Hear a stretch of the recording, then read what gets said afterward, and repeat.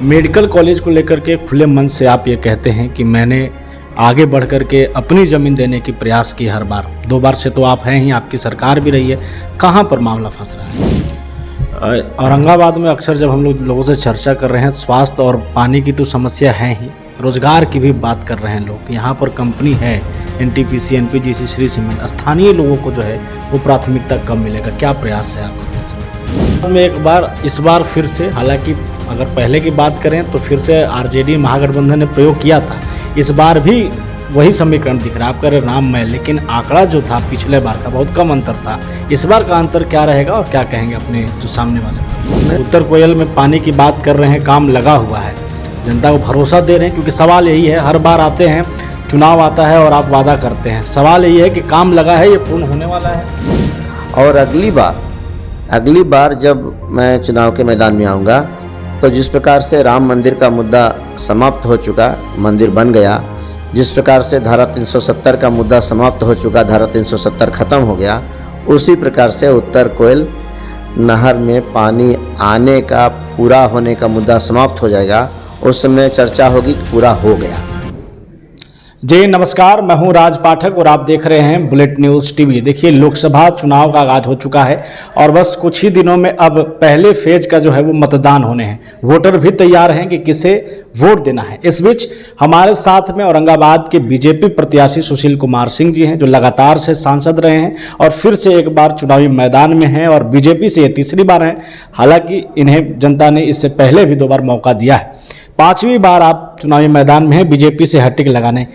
कैसा लग रहा है आपको? खास करके लोकसभा चुनाव में कितना बड़ा कंपटीशन देख रहे हैं आप? कंपटीशन तो कुछ भी नहीं है, इसलिए कि माहौल बहुत ही अच्छा है NDA के पक्ष में।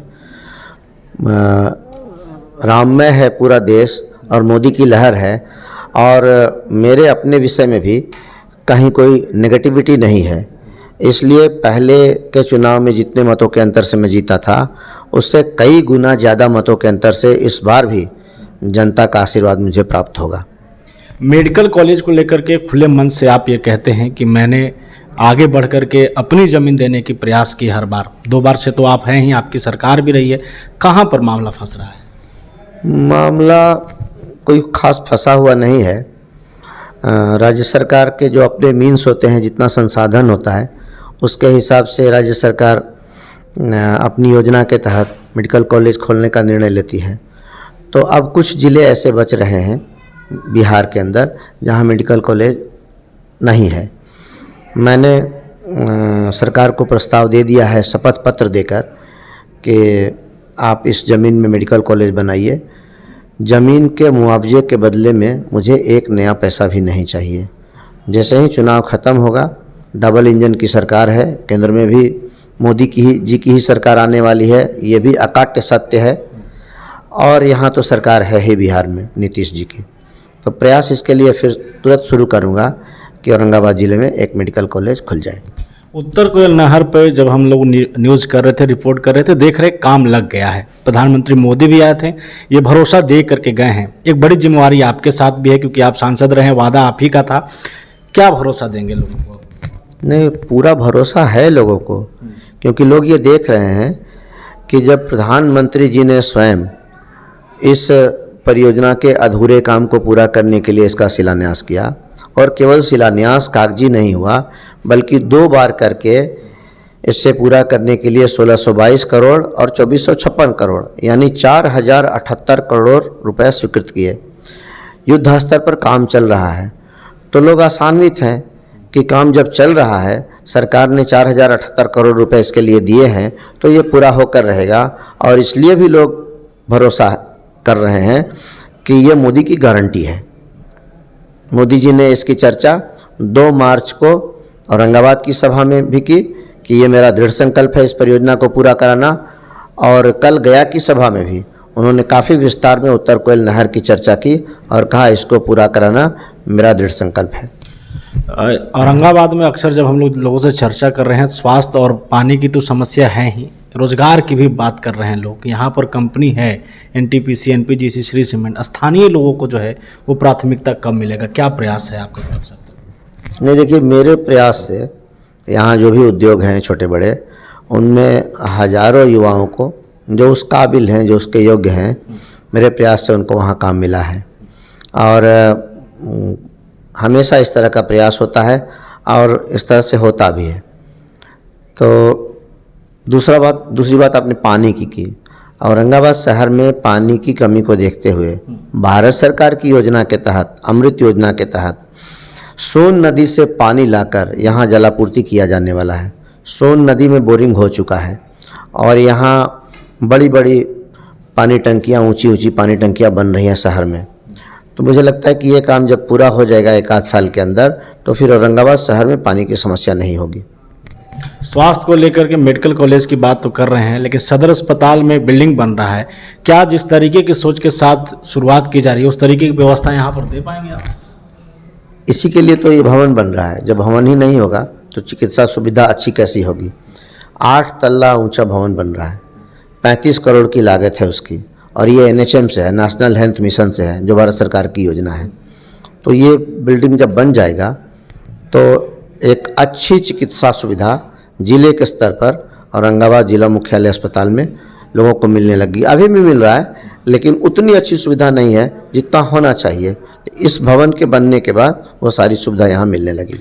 औरंगाबाद में इस बार फिर से, हालांकि अगर पहले की बात करें तो फिर से RJD महागठबंधन ने प्रयोग किया था, इस बार भी वही समीकरण दिख रहा है, आप कह रहे राममय, लेकिन आंकड़ा जो था पिछले बार का बहुत कम अंतर था। इस बार का अंतर क्या रहेगा और क्या कहेंगे अपने जो सामने वाले पर? मैंने तो पहले ही कह दिया कि आंकड़ा पहले के मुकाबले कई गुना अधिक होगा, और ये विफल प्रयोग है। कई बार ये प्रयोग विफल हो चुका है, लेकिन चूंकि उनके पास कोई और हथकंडा नहीं है, कोई दूसरा विकल्प उनके पास नहीं है, इसलिए बार बार एक ही तुक्का लगाते हैं। जो तुक्का फेल हो चुका है, जो प्रयोग फेल हो चुका है, वही प्रयोग बार बार करना उनकी मजबूरी है। उनको भी पता है कि परिणाम क्या होने वाला है, उनको पता है कि उनकी हार निश्चित है, लेकिन अब चुनाव लड़ना है तो लड़ना है, लड़ रहे हैं।